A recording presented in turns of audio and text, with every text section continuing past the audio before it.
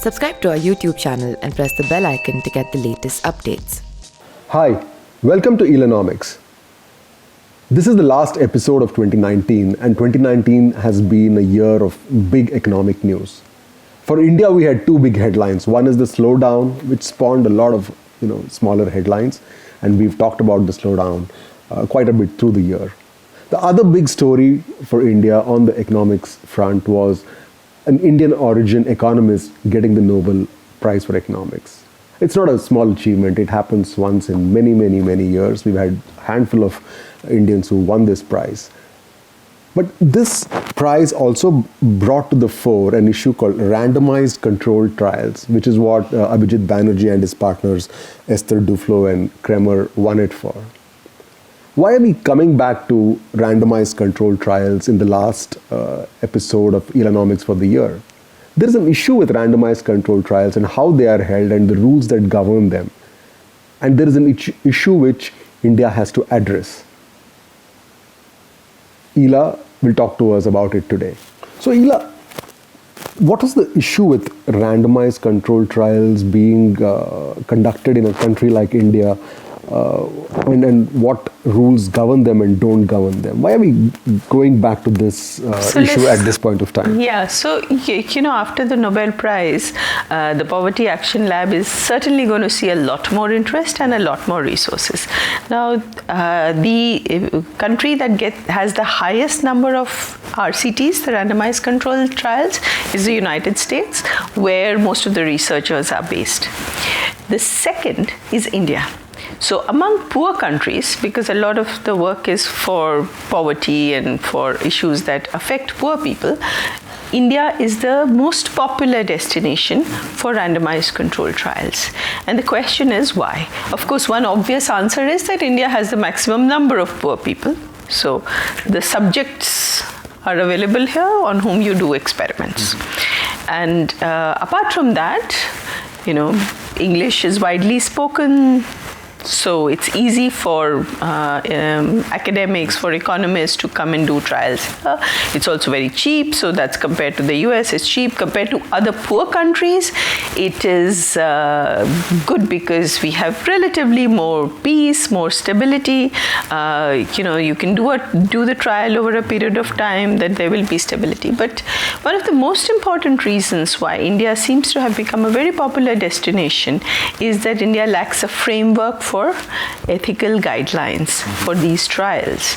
And of course, when researchers propose as their research topics, PhD topics, when they're at universities and they have to go get approval for their research design for the experiment, then they do go through an institutional review board. They have IRBs, but what the IRBs are really constrained by is the law that exists or the guidelines that exist in a country.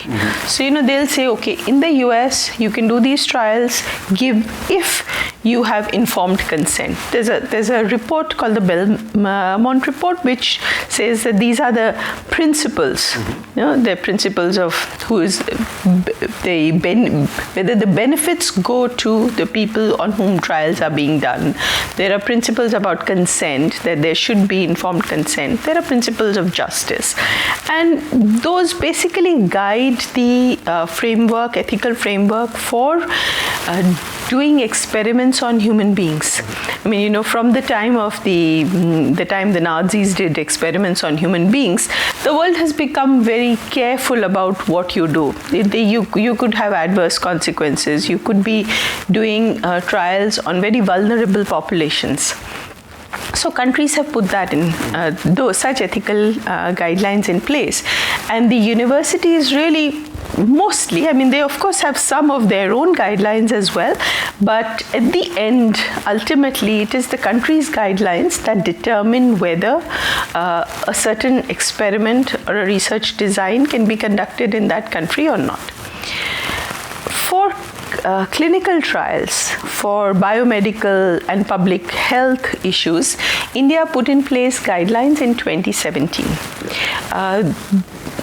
because a lot of experiments were being done, and it's cheap to do experiments here. So foreigners would come and want to do a trial here. Pharmaceutical companies, as well as a number of other kind of research would get done here, because you have poor people who are often willing to, participate in experiments.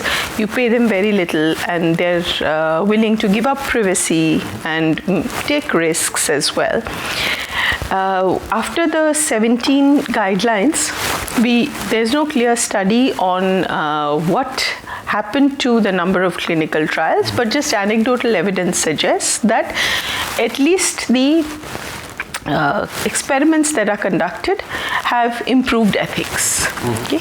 Now, for non-clinical trials, so for social science experiments, you want to examine human behavior, you want to expose people to a violent video, and then you want to see how they react, you want to geotag students, see what they do in their free time. These are things that they can't do in the US, okay? Because the guidelines don't, so not just in the US, in other poor countries, Kenya, Tanzania, Malawi, they have set up their ethical guidelines. They have also set up bodies which require you to register with them if you're going to do an experiment on human subjects. In those countries, you have to register and make sure that you follow the guidelines. In India, while we have one for clinical trials, we still don't have one for non-clinical trials. Why is this something that has not been raised or focused upon? Is it because the numbers are small?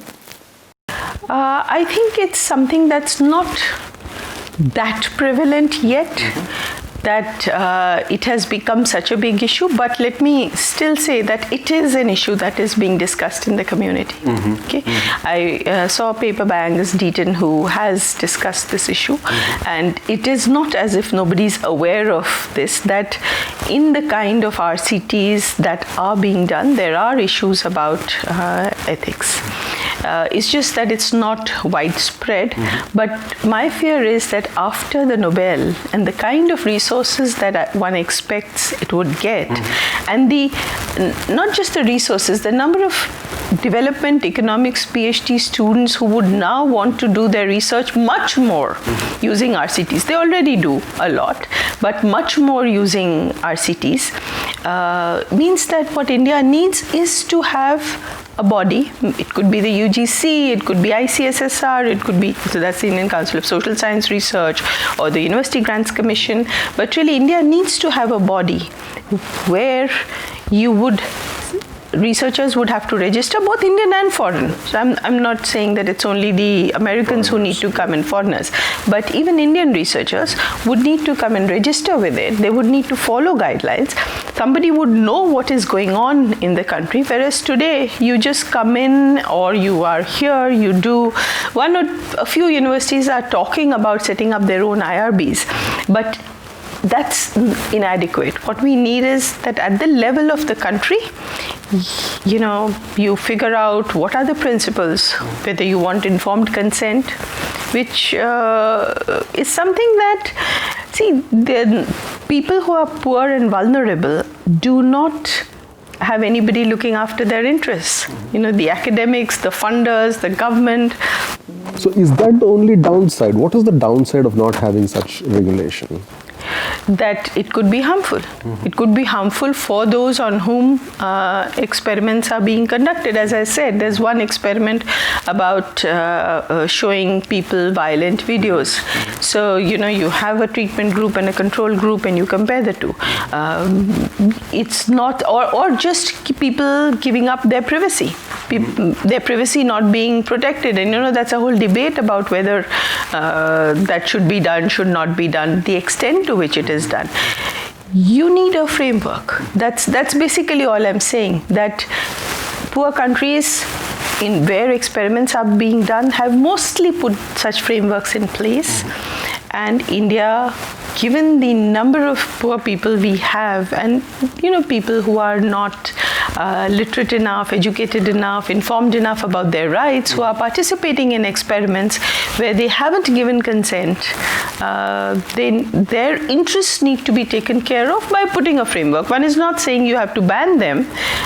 One is simply saying put in place guidelines and a framework, because it is the responsibility of the Indian Parliament, the government, to make these laws and regulations that protect poor and vulnerable populations. And you think once we have these regulations, they can also be enforced, because enforcement has always been an issue in India? See, the enforcement in this case is not that hard, because a lot of these studies are funded by very large organizations like the Poverty Action Lab or other funders who fund them, and they require this checkbox. RCTs are very expensive. RCTs are, that's why you don't see much of Indian government funding RCTs. You spend thousands of dollars on experiments which are usually about trying to do one intervention versus the effect of that intervention. Because these are so expensive, usually it means that there's either a university involved, a funder involved, and then the researcher wants to publish these in journals. So the university will approve the design if it meets the country's guidelines. So then enforcement is not that difficult, because they examine the research design. If informed consent is required, then a university usually asks for those consent forms when the PhD student submits his or her PhD. The journals also wouldn't take something which don't meet the ethical standards required. So in this case, enforcement is actually being outsourced to the universities and the journals and the funders, but it can only be done if we have those guidelines in place. Thanks, Ela. It might sound a little academic and complex, but basically we need regulations to ensure that people who come to India, or even Indians who spend time with controlled populations conducting experiments for research and coming up with solutions, there needs to be some clear regulation. Thanks for watching this episode of ILANOMICS. We'll come back with more next year. A very happy new year to all our viewers, and please subscribe to our YouTube channel.